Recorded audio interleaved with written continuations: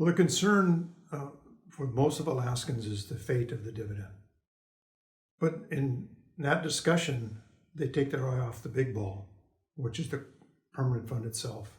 And if you erode the permanent fund, you eliminate the dividend. So this was a defensive maneuver to put the easily appropriated portion of the permanent fund into the corpus, constitutionally protected portion, restricting the legislature's ability to spend it without a vote of the people. And we moved roughly $4.9 billion, which is substantially less than the Senate Finance Committee would have liked to move, but it's still the largest transfer into the corpus in the history of the state.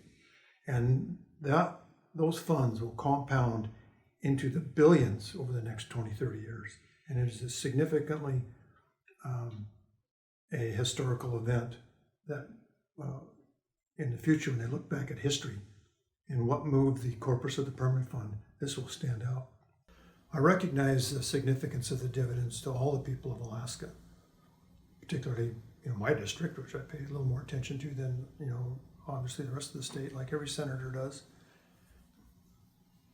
But if we don't protect the corpus of the permanent fund, we will not only lose the dividend, we'll lose the permanent fund. And what we'll have done then is taken this massive wealth boom that the state had out of petroleum over a roughly 50-year period and consumed it within a couple of generations.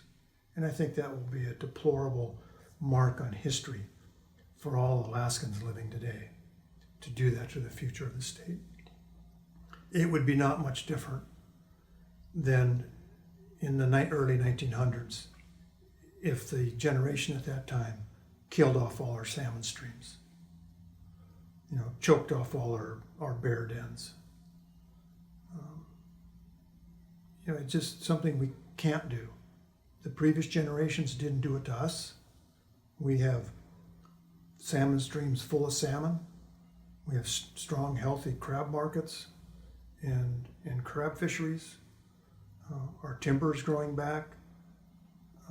Let's not consume in a couple of generations this vast amount of wealth, so we could have it a little better, and our descendants could be back eating lutefisk and codfish, salted, by the way, not refrigerated and frozen.